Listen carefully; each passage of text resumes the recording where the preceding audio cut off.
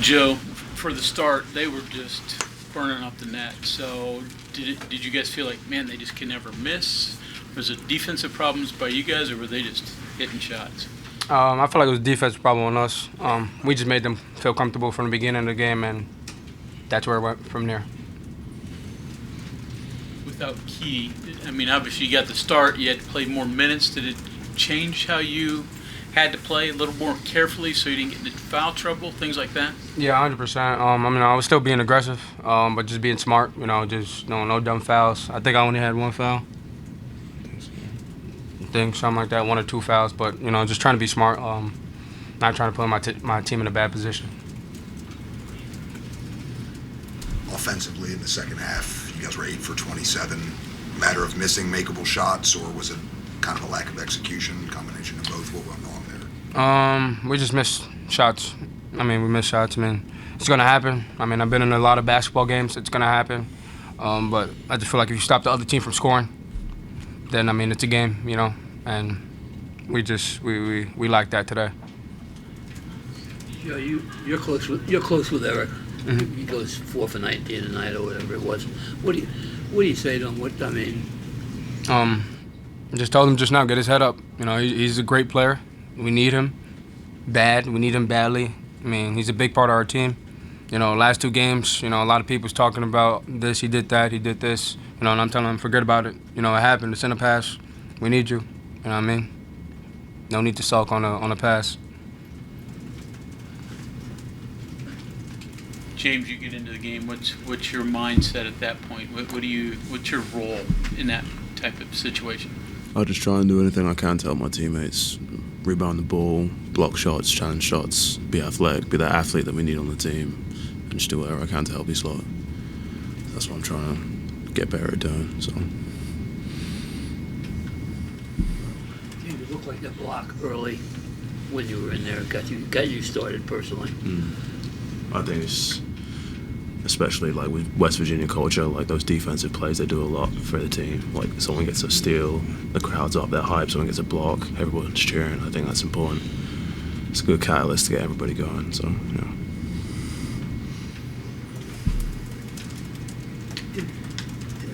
The two of you, did you feel lost out there? And by lost, I mean, you got the game to 5 points just before the half, and then, in the second half, nothing went right.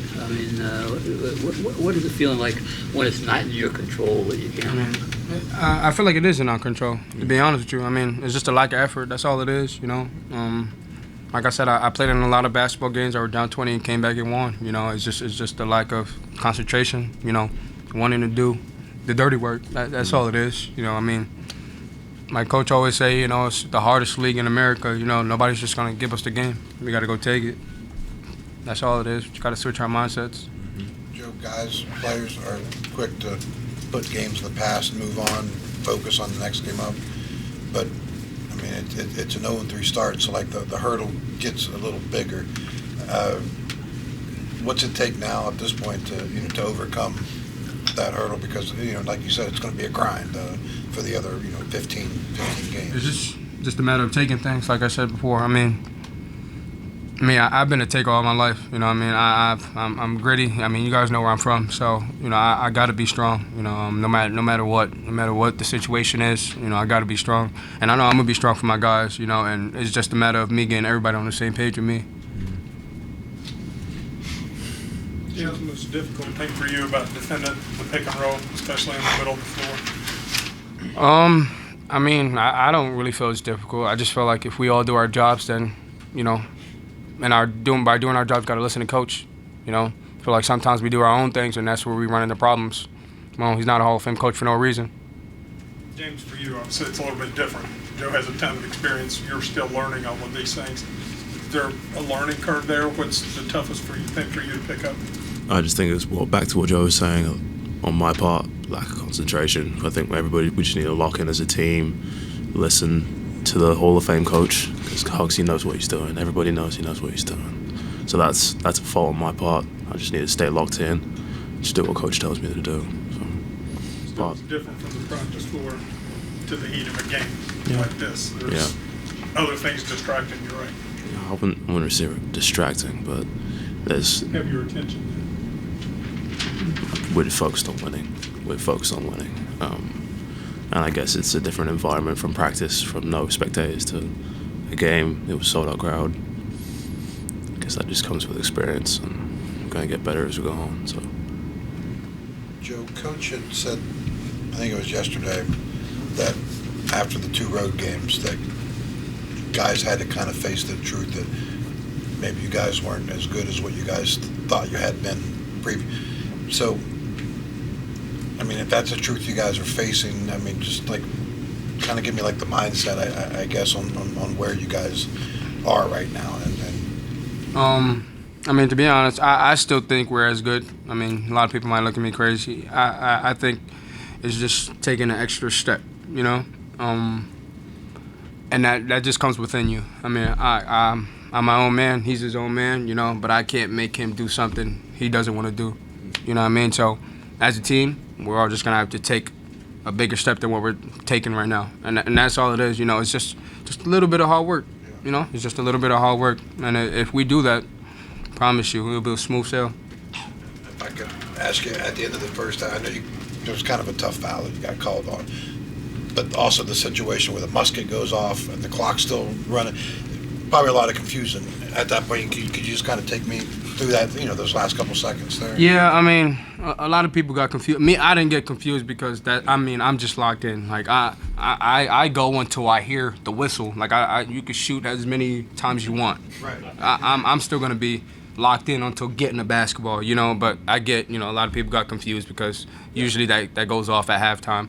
But me, I mean, if I was down there, I probably would have got the rebound because I'm looking at the ball. Like I'm waiting for the whistle to, you know, to blow. So, like I said, I mean, I just got a different mindset than a lot of people. And if I could get people on my, you know, if we could all get on the same page, I feel like we'll be fine. Stop at the whistle, not the musket. Right? Yeah, 100%, 100%. As long as they ain't shooting at you. Yeah, you can do that. I'll just duck. I'll just duck. Joe, I don't know if this simplifies it too much, but one thing that Huggins says that guys aren't in the gym enough doing individual things or even maybe some team things outside of practice. You sound like you're in a leadership, ownership position here, right?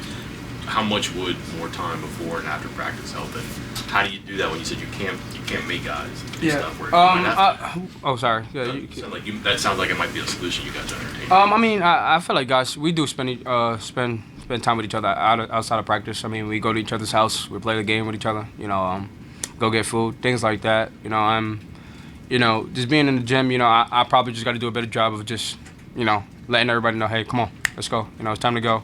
I did that at my last school with one of my roommates. You know, I would bring them to the gym with me all the time. So, you know, I guess I just got to do it here. You know, and I don't have a problem doing that either. You know what I mean? I have a car. I'll go pick up everybody. You know, if we got to go, then we'll go to the gym together. I wasn't asking about watching TV and pizza parties, but like, you know, like just, you know, individual stuff or teammate stuff before practice, after practice. It just sounds like what he said a couple of times is that used to happen early in the year. It's not now, and then all of a sudden shooting numbers are down, and you've lost 3 in a row, and perhaps that's connected. I mean, I still see people in the gym together. I mean, I see people every day after practice shooting together. I mean, me and Eric shot yesterday and the day before that together. So I just feel like it's just concentration. That's all it is. You know, it's just locking in on the game. That's all it is. People might be thinking about other things. You know, I don't know what's going on with Eric. I'm gonna talk to him, but he might still be thinking about, you know, a lot of people still question him. You know, why did you do this? Why did you do that? When we should just all leave that in the past. You know, it happened. So, but he'll be fine. I mean, Eric is a great player. We need him. Like I said before, he'll be fine though. And then we get Keedy back, so we'll be fine. Anything else?